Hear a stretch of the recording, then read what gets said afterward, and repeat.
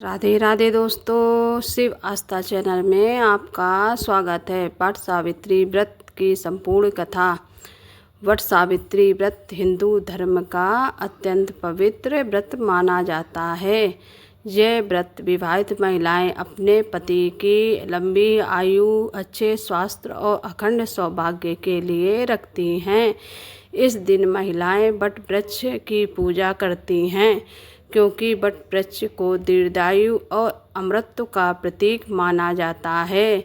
इस व्रत की कथा सावित्री और सत्यवान के अटूट प्रेम, तपस्या और पतिव्रता धर्म की महान गाथा है। वट सावित्री की विस्तृत कथा। राजा अश्वपति और पुत्री की प्राप्ति। प्राचीन समय में मध्य देश में अश्वपति नाम के एक प्रतापी और धर्मात्मा राजा राज्य करते थे। उनके राज्य में धन, वैभव और सुख समृद्धि की कोई कमी नहीं थी, लेकिन राजा और उनकी रानी बहुत दुखी रहते थे, क्योंकि उनके कोई संतान नहीं थी। राजा अश्वपति ने वर्षों तक कठोर तपस्या और देवी सावित्री की उपासना की। उन्होंने हजारों बार गायत्री मंत्र का जप किया। अंत में देवी प्रसन्न हुई और वरदान दिया कि उनके घर एक तेजस्वी कन्या जन्म लेगी। कुछ समय बाद राजा के घर एक सुंदर कन्या का जन्म हुआ। देवी के आशीर्वाद से जन्म लेने के कारण उसका नाम सावित्री रखा गया। सावित्री का युवावस्था में प्रवेश। सावित्री अत्यंत सुंदर, तेजस्वी, बुद्धिमानी और धर्मपरायण थी। जैसे जैसे वह बड़ी हुई, उसका तेज इतना अधिक था कि कोई भी राजकुमार उसके सामने विवाह का प्रस्ताव रखने का साहस नहीं कर पाता था। जब सावित्री विवाह योग्य हुई, तब राजा अश्वपति ने उसे स्वयं योग्य वर चुनने की अनुमति दी। सावित्री रथ में बैठकर अनेक राज्यों और आश्रमों में गई। एक दिन उसने वन में रहने वाले एक तेजस्वी युवक को देखा। वह युवक था सत्यवान। सत्यवान का परिचय। सत्यवान अत्यंत गुणवान, वीर, सत्यवादी और माता पिता का भक्त था। वह शाश्व देश के अंधे राजा धूम्रसेन का पुत्र था। धूम्रसेन का राज्य शत्रुओं ने छीन लिया था, इसलिए अपने परिवार सहित वन में रहने लगे थे। सावित्री सत्यवान के गुणों से अत्यंत प्रभावित हुई और मन ही मन उसे अपना पति मान लिया।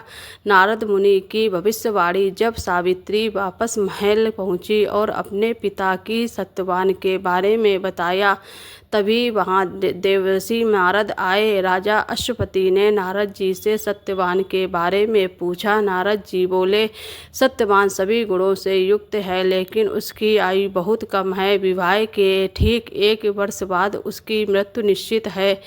यह सुनकर राजा अश्वपति घबरा गए। उन्होंने सावित्री को दूसरा वर चुनने के लिए कहा, लेकिन सावित्री ने शांत स्वर में कहा, आय कन्या जीवन में केवल एक बार ही पति का वरण करती है। मैंने मन से सत्यवान को अपना पति स्वीकार कर लिया है, इसलिए अब मैं किसी और से विवाह नहीं करूंगी। सावित्री की दृढ़ निष्ठा देखकर राजा ने विवाह की अनुमति दे दी। सावित्री और सत्यवान का विवाह।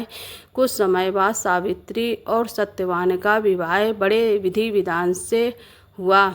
विवाह के बाद सावित्री अपने पति और सास ससुर के साथ वन में रहने लगी। वह प्रतिदिन अपने सास ससुर की सेवा करती, पति का सम्मान करती और अत्यंत सरल जीवन बिताती थी। लेकिन उसे नारद जी की भविष्यवाणी याद थी। जैसे जैसे वह दिन निकट आने लगा, सावित्री चिंतित रहने लगी। सावित्री का कठोर व्रत। जिस दिन सत्यवान की मृत्यु होनी थी, उससे 3 दिन पहले सावित्री ने कठोर व्रत और उपवास शुरू कर दिया। उसने दिन रात भगवान की आराधना की। सास ससुर से उसे बहुत समझाया, लेकिन उसने अपना व्रत नहीं छोड़ा। जंगल में सत्यवान की मृत्यु। निर्धारित दिन सत्यवान लकड़ियां काटने जंगल जाने लगे। सावित्री भी उसके साथ जाने की जिद करने लगी। सत्यवान उसे साथ ले गए। जंगल में लकड़ी काटते समय अचानक सत्यवान के सिर में तेज दर्द हुआ। वह अत्यंत कमज़ोर होकर सावित्री की गोद में लेट गए। कुछ ही क्षणों में सत्यवान के प्राण निकल गए। यमराज का आगमन। तभी वहाँ मृत्यु के देवता यमराज प्रकट हुए। उन्होंने सत्यवान के प्राण अपने पास में बांध लिए और दक्षिण दिशा की ओर चल पड़े। सावित्री भी उसके पीछे पीछे चलने लगी। यमराज ने कहा, हे देवी, अब लौट जाओ, यह संसार का नियम है। लेकिन सावित्री बोली, जहाँ मेरे पति जाएंगे वहाँ तक मेरा धर्म भी मेरे साथ जाएगा। सावित्री और यमराज का संवाद। सावित्री की धर्मयुक्त बातें सुनकर यमराज प्रसन्न हुए। उन्होंने कहा, हे पतिव्रता, मैं तुमसे प्रसन्न हूँ। सत्यवान के जीवन को छोड़कर कोई भी वर मांग लो। पहला वरदान। सावित्री ने कहा, मेरे सास ससुर की आँखों की रोशनी लौट आए। यमराज ने वरदान दे दिया। दूसरा वरदान। यमराज आगे बढ़े, लेकिन सावित्री फिर भी पीछे चलती रही। यमराज ने दूसरा वर मांगने को कहा। सावित्री बोली, मेरे ससुर को उनका खोया हुआ राज्य वापस मिल जाए। यमराज ने यह वरदान भी दे दिया। तीसरा वरदान सुनिए, क्या था तीसरा वरदान। सावित्री फिर भी पीछे चलती रही। उसने हार नहीं मानी। यमराज ने कहा, अब एक और वर मांगो। सावित्री बोली, मेरे पिता राजा अश्वपति के 100 पुत्र हों। यमराज ने यथास्तु तथास्तु कहा। चौथा और अंतिम वरदान। यमराज अब अत्यंत प्रसन्न थे। उन्होंने एक और वरदान मांगने को कहा। सावित्री ने अत्यंत बुद्धिमानी से कहा, मुझे सत्यवान से 100 पुत्र प्राप्त हों। यमराज ने बिना सोचे तथास्तु कह दिया। कुछ दूर जाने के बाद यमराज को अपनी भूल का एहसास हुआ। यदि सत्यवान जीवित नहीं रहेगा कैसे, तो सावित्री को संतान कैसे होगी। सावित्री की पतिव्रता शक्ति, बुद्धिमता और अटल प्रेम से प्रसन्न होकर यमराज ने सत्यवान के प्राण वापस लौटा दिए।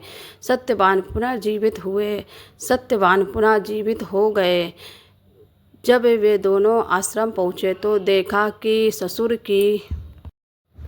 की आँखों की रोशनी लौट आई थी और उनका खोया राज्य भी वापस मिल गया था। इस प्रकार सावित्री ने अपने पतिव्रत धर्म, भक्ति और बुद्धिमता से अपने पति को मृत्यु के मुख से वापस ले आई। कथा से मिलने वाली सीख, पति पत्नी का संबंध विश्वास और समर्पण पर आधारित होता है। सच्ची निष्ठा और तपस्या से असंभव कार्य भी संभव हो जाते हैं। धैर्य, बुद्धिमानी और धर्म का मार्ग हमेशा विजय दिलाता है। नारी की शक्ति और पतिव्रता धर्म का यह अद्भुत उदाहरण है। इसलिए आज भी विवाहित महिलाएं वट सावित्री व्रत रखकर सावित्री माता की पूजा करती हैं और अपने पति की लंबी आयु की कामना करती हैं। वट सावित्री व्रत 2026 में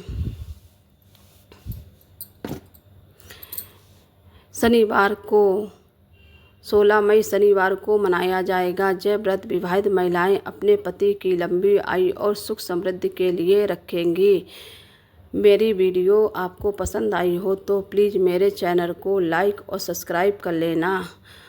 कमेंट बॉक्स में राधे राधे ज़रूर लिखना, ताकि आप लोगों को जो आगे वीडियो आने का नोटिफिकेशन पहले से प्राप्त हो सके। चैनल को लाइक और सब्सक्राइब करें। और वट सावित्री व्रत का कौन कौन व्रत रखता है कमेंट करके ज़रूर बताएं।